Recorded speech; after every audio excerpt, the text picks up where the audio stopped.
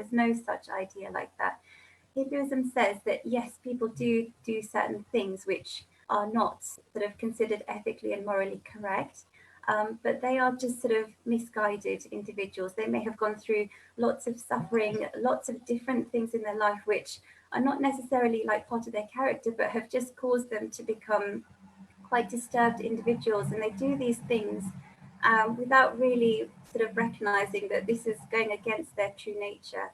And we actually, Hinduism offers a sort of moral compass. It says anything that you do which makes you feel like you're going towards your true nature, that's something good.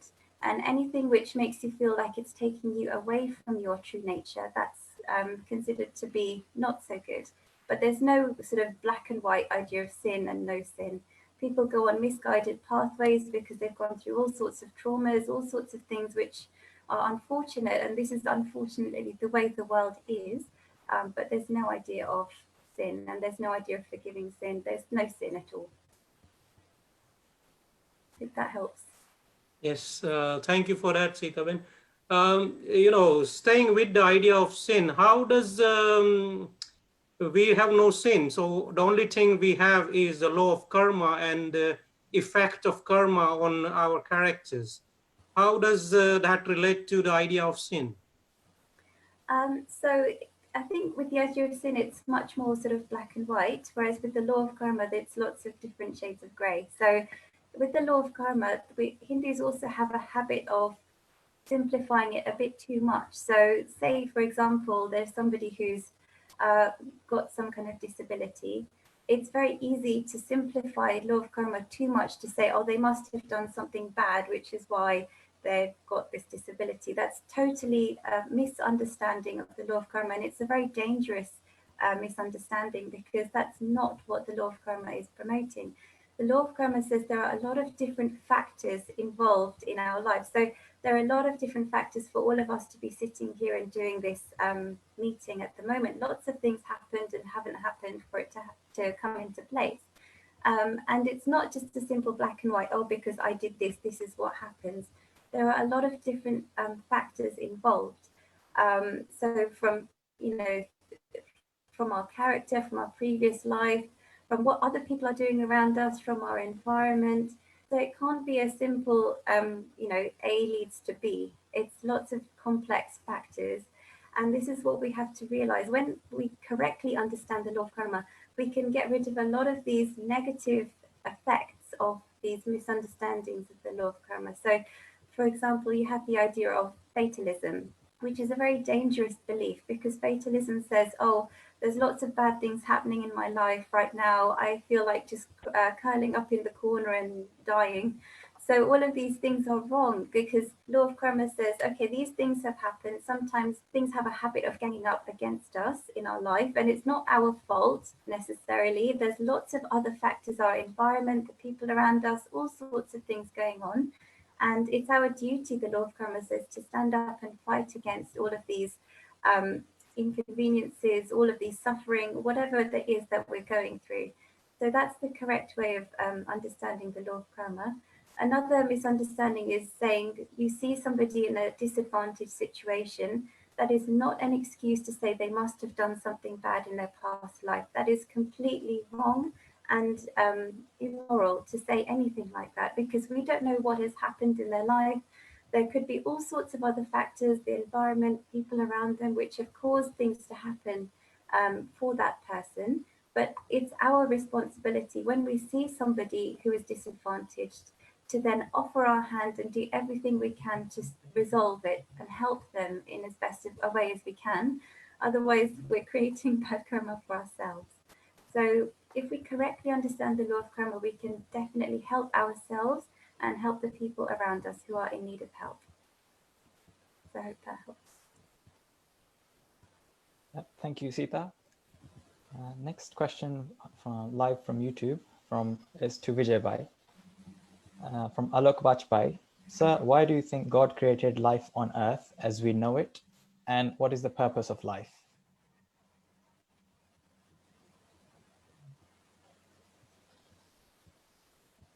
Yeah, okay, good question. So the thing is this, that first of all, a couple of points to clarify. Hindus believe that we are already divine in our nature, and basically what we are in currently is kind of a material journey. So there is kind of two answers we have. If you look at some traditions, they say it's God's Leela, means it's kind of God's play, that the world is created so that we can inhabit it, or at least a way to kind of praise him and worship him. That's one way of looking at it. So that's one idea. The other idea is that the idea of Maya, which is mainly with the Advaita tradition, is that actually all this is actually abhas, means illusion. So we feel that we are here, stuck here, but actually we are already free. So the idea is that this is a kind of veil that covers us. And the instant we see the veil come out, then we are totally free. Of course, there are a lot of deep philosophical questions on that. Why do we see the same world? Why is everybody experience are really real?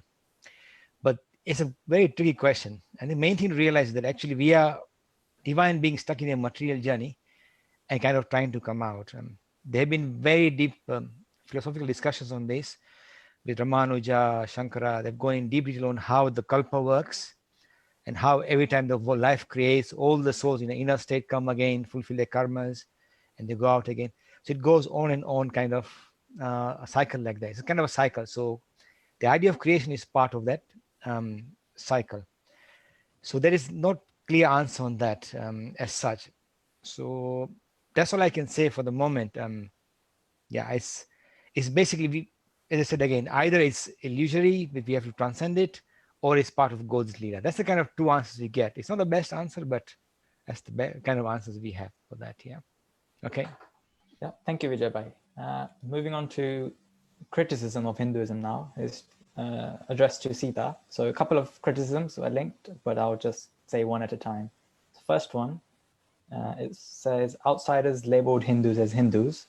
If not for Britain, India would be a land of multiple religions in the place of the one religion we know as Hinduism today. How would we be able to address that? I disagree with that statement. Hinduism is actually a religion which is very inclusive, it's very broad minded, and one of our key teachings is the idea of pluralism. That's one of the foundations of Hinduism. The idea that you can make spiritual progress in a variety of different ways, not just through Hinduism or through the various sects and institutions within Hinduism. You can become spiritually enlightened through all the religions: Christianity, Islam, Buddhism, Jainism. All sorts of religions are welcome in India, and throughout the history of India, we welcomed people of other religions into India and incorporated them beautifully into our way of life. One example is the Zoroastrian tradition. They were persecuted, they came from the Middle East, they came to India, and they found a home there. They blended extremely well with the local community, and there was no imposition on them to, convert to Hinduism. There's nothing like that. Actually, Hinduism is one of the few religions which has never gone out to convert other people. So, we have a very open tradition, and there's nothing to say that, it was possibly just because the majority of the population is of Hindu origin, of Hinduism. So that's the only reason why it can be claimed as a Hindu nation. But Hinduism has been India has been very inclusive, very well integrating lots of other traditions. Actually, I remember a story with the Zoroastrian tradition. So the people came over to India, and the local king in India said, "Oh, how are you going to integrate with our society, with our community?"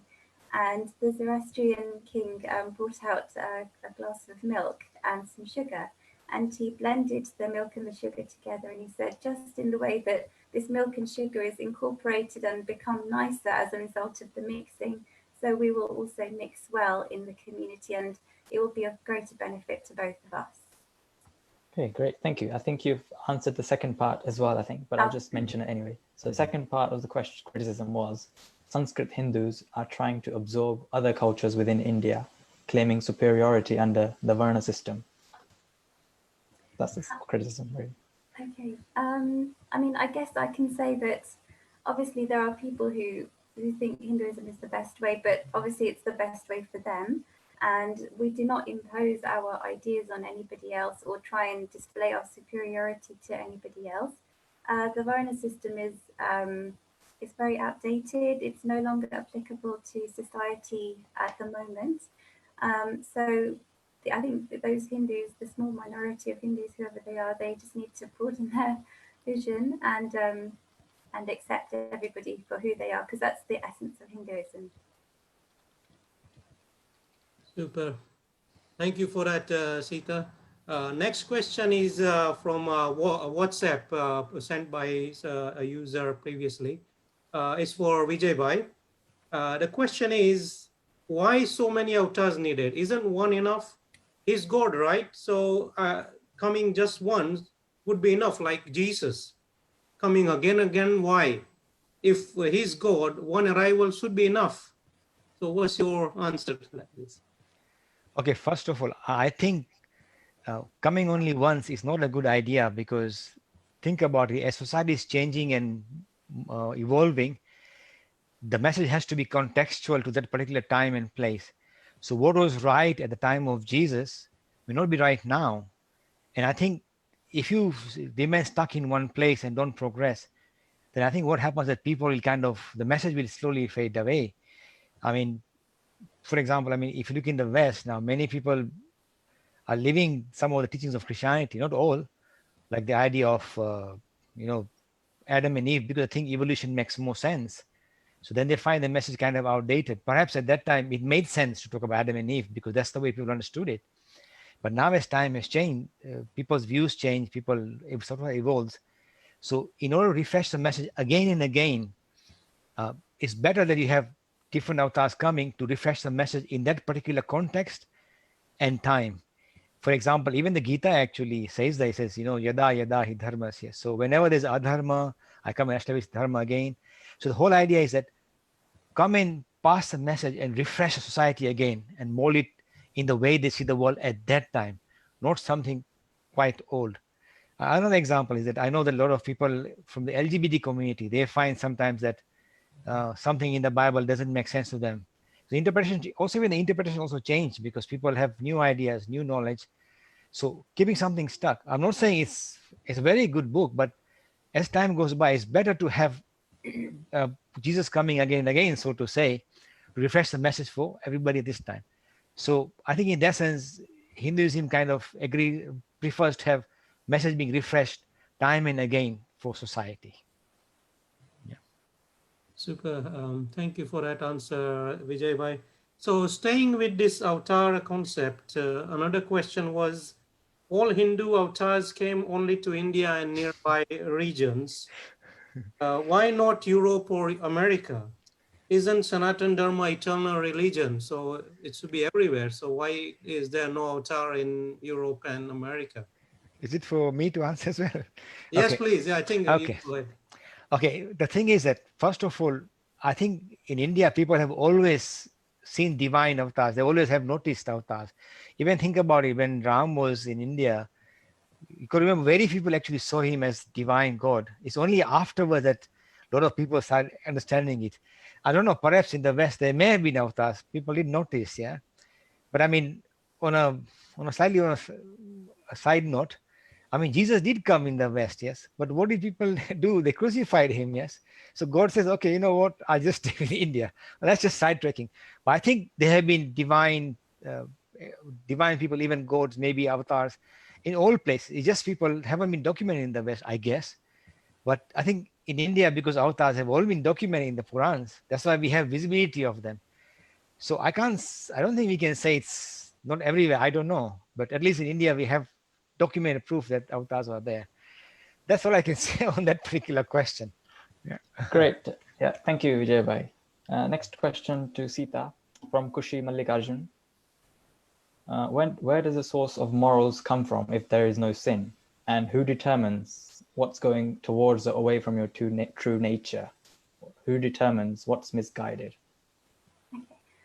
Well, Hinduism gives a lot of, is quite empowering, and it tells us that we are, our conscience is our own guide. So we are the moral compass.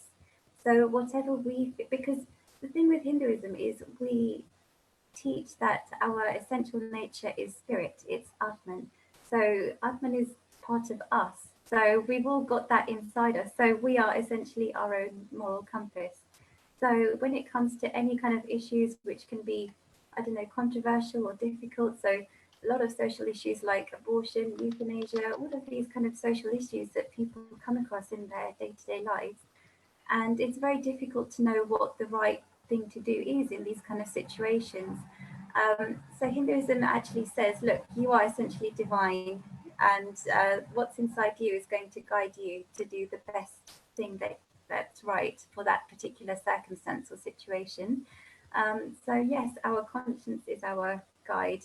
And the thing is, the true test of saying if that's the right thing or the wrong thing is if you feel good after that particular decision, making that particular decision, then you know that you've done something which is perhaps the right thing to do. Although even the idea of right and wrong is a mental construct, really. It's all just depending. You have to do what you feel is the most spiritually aligned, choice, really.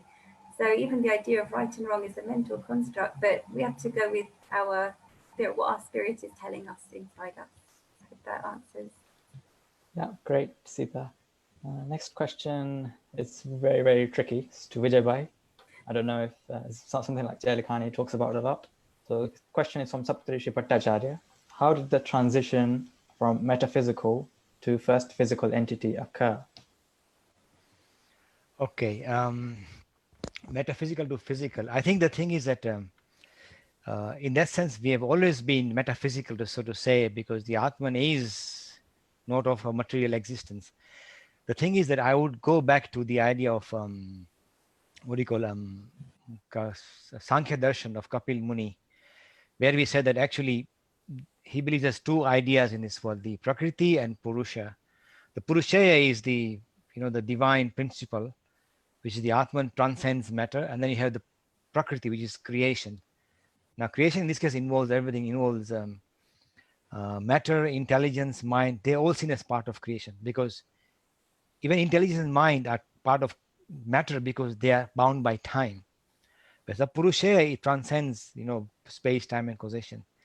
And he said that at the point where these three forces of the matter kind of go out of balance, the Rajas, Tamas, Sattva, three gunas, qualities, at that point when the Purushaya kind of mixes with that, he feels that I'm part of the material world. The key issue is that at some point during creation, the metaphysical, the true Purusha, which is transcending everything, became part of the material world. And now he's trying to get out of it to see its true nature. So that's a transition, I think, that from Purushaya to kind of the material existence. Yeah, very tricky question. Yes, there are many views on that. So yeah, just one view. Okay. Hey, thank you for that, Vijay Bhai. Next question is for Sita. This is again from WhatsApp that we received from a viewer.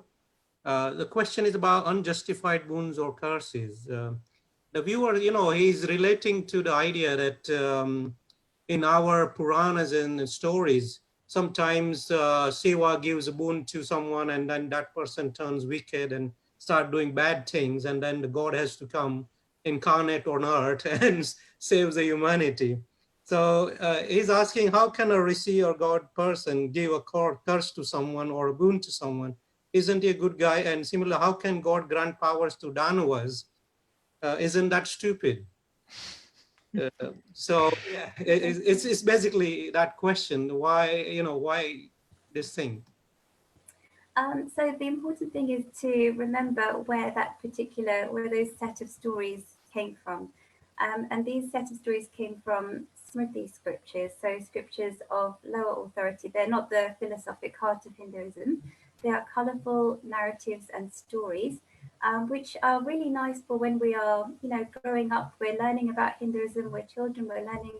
And it's nice to have these colorful stories, which can sort of attract us towards religion. And then when we are older, we can then focus on the philosophy and the deeper sort of ideas. So the important thing to remember is these are just colorful stories. This is not what Hinduism promotes, that there are absolute curses and boons and this and that. that's not what Hinduism is all about. So this is just colourful narratives for children, for people learning about Hinduism, to be attracted to the ideas. So, I mean, it's not something new. I mean, even modern day, we have all these kind of superheroes who people have got superhuman powers and they can do this and this. They can do all sorts of magical things. And it doesn't mean that, oh, we actually believe that's true. We take them for stories. So we have to understand where these things came from. They're not the philosophy of Hinduism. Nobody believes you can curse or boon or this and that in reality. These are just wonderful stories for children, for people learning about Hinduism, to feel attracted and say, wow, there's all sorts of magical things happening. But then we can then develop and focus on the spiritual and the philosophical heart as we grow older and mature. Super. That's a super answer, Sita. Next question is for Vijay Bhai. So Vijay Bhai, in Vedas, there is a mention of somras or soma juice. Could you please tell us what this soma juice is? And is there a way for us to make some, maybe use that for our purposes? Okay. Okay. First of all, I think one thing to realize about the Vedic scripture is that they are vast in nature. I mean, the beauty about the Vedic scripture is this, that almost all the different kinds of experiences mankind have kind of aspired to through the ages, they're all in the Vedic scriptures. And that's the beauty about it. It's like an encyclopedia. So the idea of the soma juice, which is kind of a hallucinating juice. By the way, soma is also linked to the moon as well. It's seen as moon is seen as soma as well, the house store of this elixir. The thing is that it's not only in Hinduism, but if you look at the entire shamanic tradition, which is one of the earliest beliefs of man, you look at Americas, or if you look at even in Africa, in the Papua New Guinea, they've always had this kind of special hallucinating juice to give them the power to kind of get out of body experiences. So what the Vedas does, it documents those as well with the idea of the soma to see how we can get a glimpse of the divine. But remember one thing, that the soma is only short-lived. Yes, if you like soma, if any experience you get of divine, even if you do, it's very short-lived. But then actually it's mentioned in the Vedas because it's part of the ancient Hindu tradition. What I would say is, please don't take it today, because I know nowadays there are far more stronger drugs as well for that kind of idea. But the thing is, it's documented because it's part of our tradition, of our vast Hindu tradition. So I think take it in a historical context. Don't make it modern. Don't go out, okay, now I'm looking for so much juice. I want to have this nice how to body experience. So be careful with that. Yeah. Okay, that's it, I think. Yeah. Right. Great. Don't try at home. Next question to Sita. It's really more of a confusion, I think, created. So it's from Tashi Lamo. Says, I feel it's really difficult to survive this Kalyug, even with the realization of Atman and Brahman. So I think the confusion is probably the word realization. What does that mean?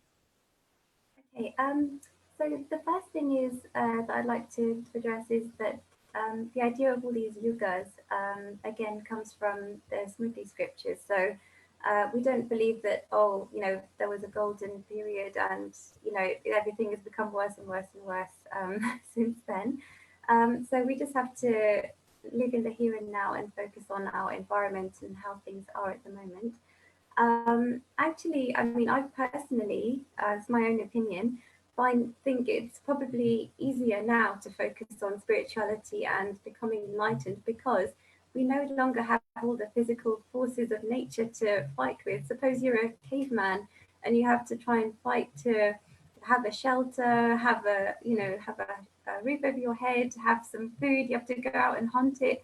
So actually, we've got it much easier now. We can go to the supermarket and get whatever we want. We've got running water. We've got all sorts of things. Our physical needs are fully addressed at the moment. So we actually have the luxury of focusing on our inner development now. So I personally think that now is probably one of the best times in the history of humanity to be able to focus on spirituality, because we've got the luxury of all of these amenities, and we should take advantage of that.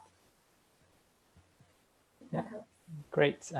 Next question, very simple question to Vijay Bhai from Khushbu Rawal. What is the difference in Brahman and Purusha as mentioned in the Gita? Yeah. I think the Purusha has been explained quite a different way, but I think I would say that they are in a way very similar. Yes. So the Purusha idea comes again, as I mentioned earlier, from the Sankhya Darshan, where they, for the first time, the ancient Acharya Kapil meant to make two distinctions between matter and the idea of the spirit. Yeah. So the spirit is seen as the whole spirit in one kind of one whole spirit. Everybody is part of the Purusha. Yeah. When the word Atman comes, Atman can be now seen as in different ways. It can be seen as separate from Brahman, separate from the Atman. So in many ways, Purusha is a more general word, includes everything. Atman, Brahman, entire thing is seen as a Purusha, yeah, the kind of the ultimate, yeah. And then the Brahman now comes as well. So Brahman can be seen as the manifestation of the kind of the manifestation of the supreme ultimate reality as the universe as such, and Atman as a subjective manifestation within us. So as a distinction, Brahman kind of becomes a more distinctive word than Purusha. Purusha has been always been used as a much more generic word in that sense, yeah. So yeah, that's kind of it. They're very similar in that sense, yeah. Thank you for that, Vijay Bhai. Next question is from Vishnu Nivesh Tatwarthi for Sitaben. He's asked, would you please clear the meaning of the sloka from the Isa Upanishad? Om Purnamada Purnamidam Purnat Purnamudachyate Purnasya Purnamadaya Purnameva Vasishyate. And the second question someone asked was, why Purna and not Sunya? Okay. So the Purnamada shloka is basically saying this is perfect, that is perfect, perfect comes from perfect, take perfect from perfect, and the remainder is perfect. So actually, you can tell that this is written by somebody who is spiritually enlightened, because all they can see is perfection. Everywhere they can see, all they see is perfection. Because underneath all of the imperfection, which is what we all see, our normal people see, there is great perfection. So somebody who is enlightened can talk like that. So it's saying whatever you do, and you do take this and you bring this, you put this in, it's actually all perfect. And that's what this particular shloka is all about.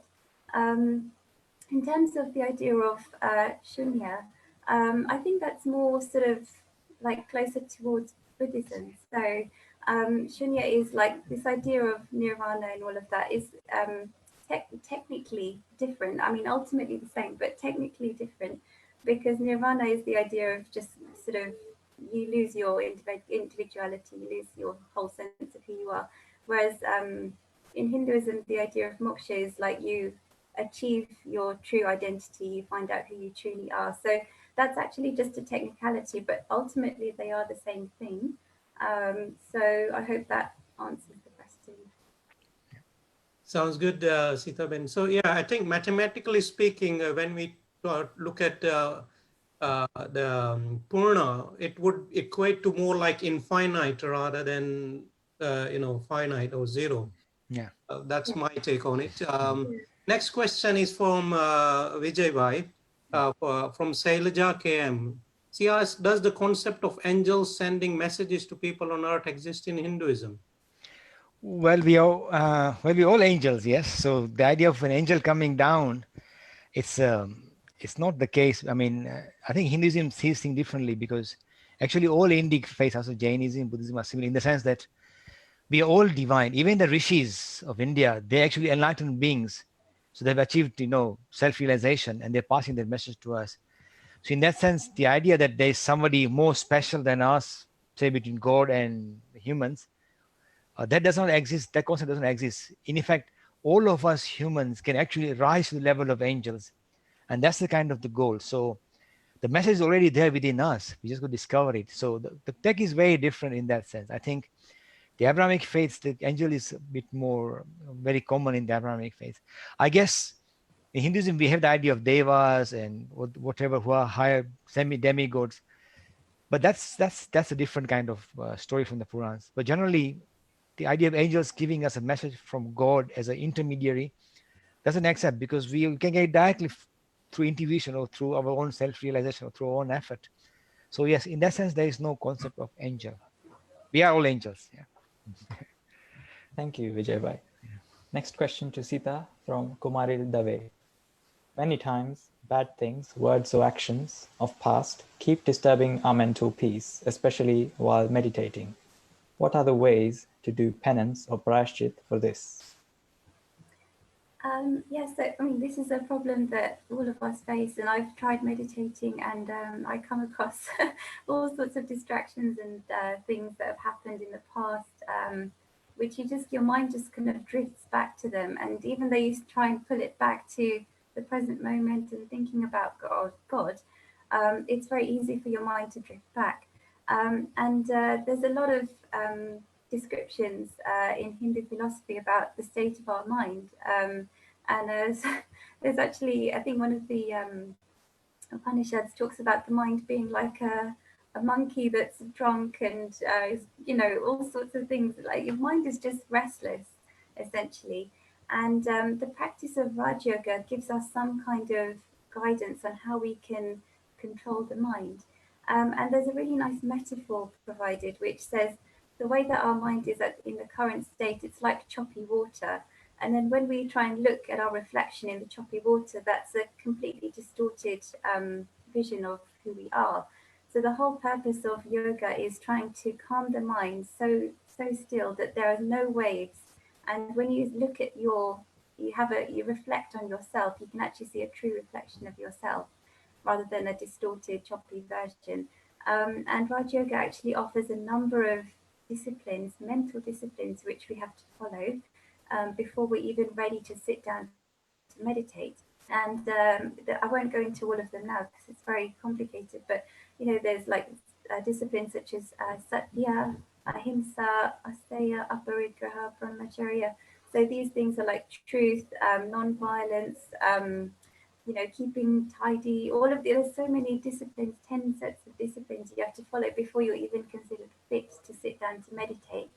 So I suggest it's probably good to, even if you focus on one of these disciplines for the rest of your life, you've made significant progress. For example, if you just focus on being completely truthful, so whatever you think, you say, you do, it all comes into line all the time.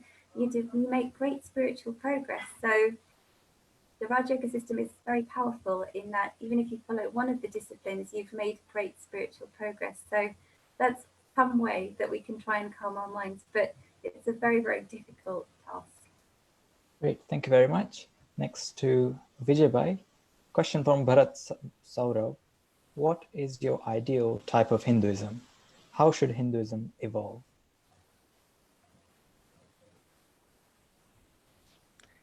Well, there is no ideal type of Hinduism as such, because Hinduism accepts that everybody is different in their character and aptitude and understanding. So different Hindus will see the idea of searching for the divine in different ways. I mean, as you know, there's the Bhakti Marg, Karma Marg, Gyan Marg. So if you're somebody who's very active and likes passionate about work, then he will try and do selfless action, which eventually will make him see God in every human being everywhere, and basically serving God. That's one way of doing it. And of course the Bhakti Marg, and the different pathways. So we can't really say that there is a perfect idea of Hinduism. I think we also got to remember that Hinduism is just a tag for the people of India as such, on the subcontinent. As you know, the kind of word is Sanatana Dharma is universal. So in many ways, through music, art, there's so many ways to kind of get spiritual.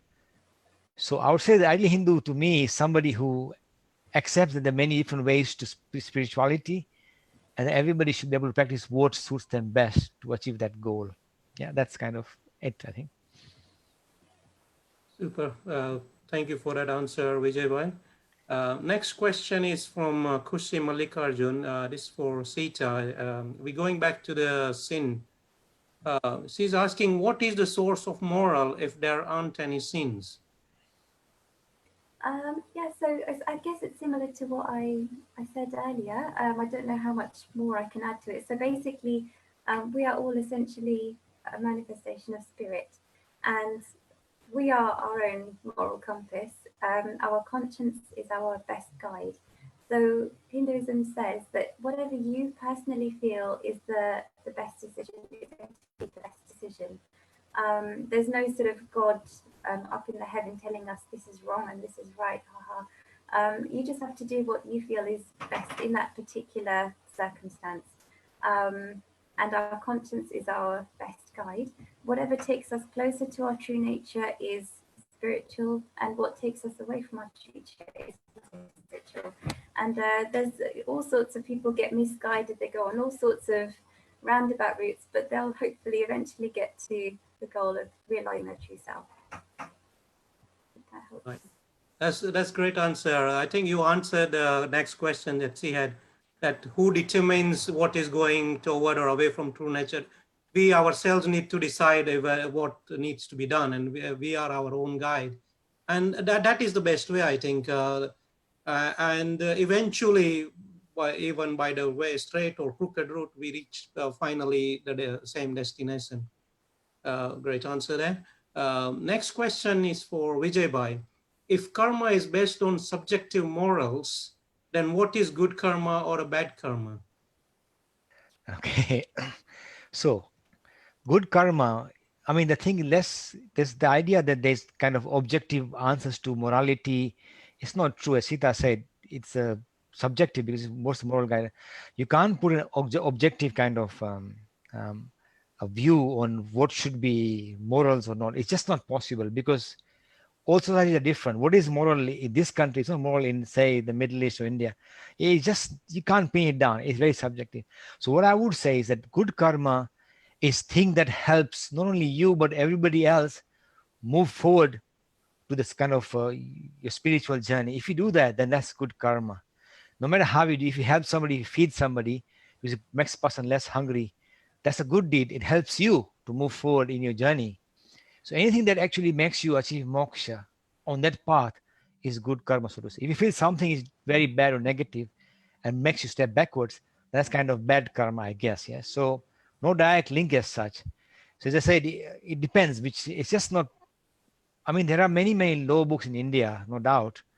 Manusmriti, all, but they're all contextual. They actually make it very clear that our message is contextually in a particular place, and they don't apply through all time and all space. It doesn't work like that.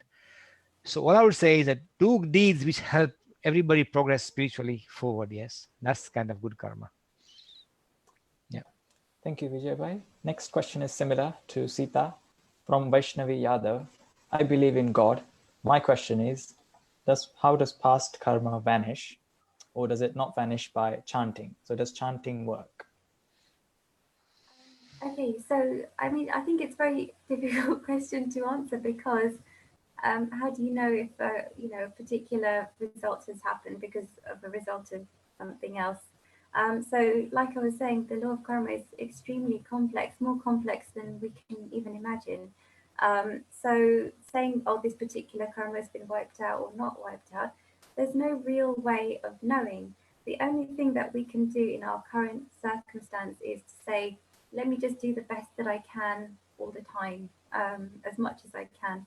So yes, doing prayers and chanting is obviously good karma. So that's obviously going to be of help to you. But to know whether it's wiped out another karma or whatever, it's very, very difficult, almost impossible to really know. So we can just do the best that we can, our best karma that we can at the current moment. And that's all I can suggest. Thank you, Sita. Vijay Bhai, question for you from a viewer on WhatsApp. Where does the idea of man being in Stone Age, being hunter and gatherer, match in with the yugas? Satyug, Tretayug, Dwapar Kali Yuga. Where would the Stone Age fit in? Okay, I know I'll get flack for this, but I'll just say it anyway.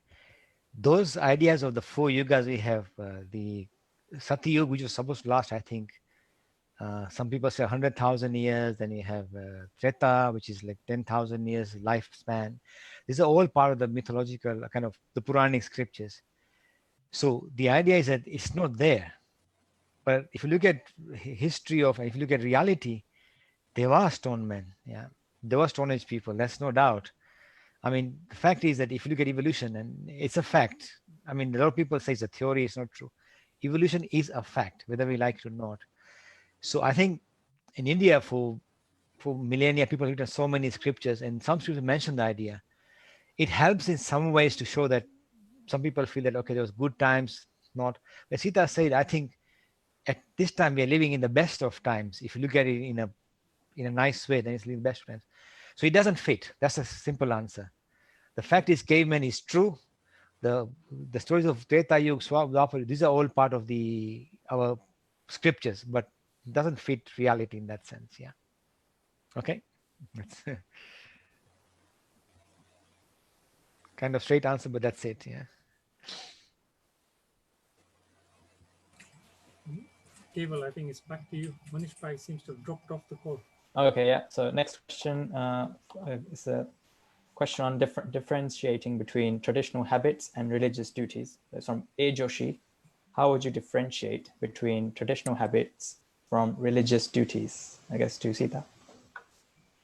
Okay, so I think the best sort of guide is saying, is this something that's going to be of great benefit to people, or is it just a ritual which is just performed for the sake of performing it? So say, for example, you know, it's you want to donate and do lots of good work. That's obviously dharma, that's fulfilling your duty. But if there is a particular ritual which has been performed, you know, 500 years ago or whatever, and it's maybe not so relevant to society now, then maybe that's something that can be dropped. So Hinduism is constantly evolving. We have to obviously keep focusing on activities which fulfill our religious duties. And there are certain things which people used to do in ancient India which are not so relevant anymore. So we just have to look at it objectively and say, do we need to keep performing these rituals which, for example, maybe praising all the sort of sun god and wind god and all of that? People don't really sort of follow that so much these days. So maybe it's time to focus on another ritual which focuses on something which is a bit more relevant. So Hinduism keeps evolving, and we have to sort of look at things objectively and say, what do we focus on doing and what can we drop, I guess. So I hope that helps.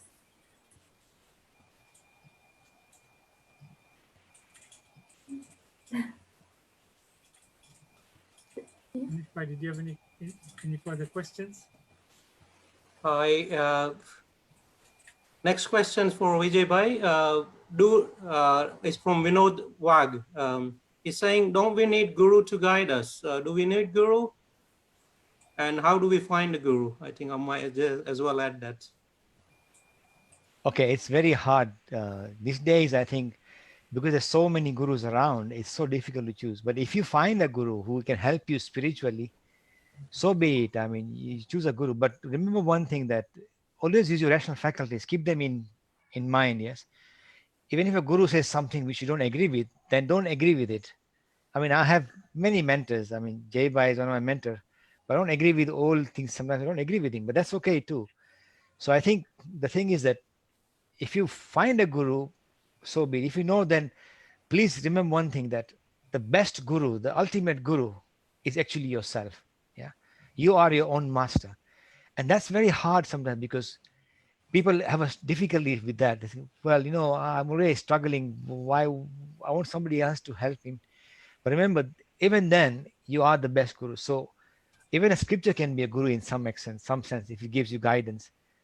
So we need a guru to guide us, but how he comes to you, that's a different story. It could be your own intuition, meditation, a real person. So there's no clear-cut answer, but please be careful choosing a guru. I would say that 99% are just not really genuine gurus. Yeah, that's all I can say on that question. Yeah. Yeah, thank you, Vijay Bhai. That's a short question from Mary Floyd. Will you be teaching the Gita like you did with the Hindu Academy online courses? If so, where do we enroll? I think it's Vijay Bhai. Okay, sorry. So yeah, we have done only chapter 3 because that's part of our syllabus. But no, we haven't planned any classes yet. But maybe something to think about. Yes, but not yet, because we quite already overwhelmed with a lot of other stuff at the moment. Okay. Yeah, great. I think maybe final question to Sita, perhaps. So we're getting a couple of questions on Hanuman and Ganesh. So the question on Ganesh is, how did he get the elephant head? And question on Hanuman, did he really eat the sun? So these are both from YouTube. Okay. So again, for example, with the story of Hanuman swallowing the sun, again, we have to look at the source of where that story came from. it came from the Smriti scriptures, so scriptures which are man-made of no authority, which are the ones which have the colourful stories in them. So again, we have to look at it objectively and say, surely nobody believed that Hanuman could literally go and swallow the sun. That's not, it doesn't fit with our rationality. We just have to treat it as a colourful story. And we get all sorts of colourful stories even in today's society. You get Harry Potter, you get Star Wars. So this is just the ancient Indian colourful stories that we had. And they inspire love and admiration for all of these wonderful deities that we have in Hinduism. They can attract people to spirituality and to religion. So we have to understand them for what they are. And in terms of the story of Ganesh and the elephant head, there is a story again from the Purans which talks about how Ganesh got his head chopped off and all of that. And again, it's it's not nice if you think of it as being literally true. Again, we have to see it for what it is. It's a colourful story where all sorts of things happen, and we just have to understand that it helps us sort of get attracted to religion and spirituality. And also, another thing I'd like to bring in is the idea of incorporating animal features into deities. A lot of people find it to be very strange, and what kind of a religion is this? But actually, what Hinduism does by incorporating these elephant head and monkeys into our images of deities, we're actually elevating the animal kingdom to the level of the divine. So we are recognizing that the animal kingdom is just as important, it's just as spiritual as everyone else. So we're elevating the status of the animal kingdom to the level of the divine. And it's not something to be looked down on, but something to be proud of, I think. Right. Thank you very much, everybody, for joining us on the call today. We are almost at about 53 minutes on the call. We've had lots of interactive sessions today on Facebook and YouTube with a huge amount of interesting questions that we've been trying to answer. If your question hasn't been answered yet, don't worry, we are keeping it aside and we will pick it up on the next session. We'll start with those first. And so with that, I'd like to wish you all a very great week ahead. Thank you to my fellow presenters here at Hindu Academy. We've got Sita Ben, Vijay Bhai, Keval, and Manish Bhai. Thank you for all your help and support on this project. And before I go, I'd like to end with a quote from Swami Vivekananda. And the quote is this, that the will is not free. It is a phenomenon bound by cause and effect. But there is something behind the will which is free. So with that, I wish you guys all a very great week ahead, and we will see you next week on Saturday, 2 o'clock UK time. Bye-bye for now.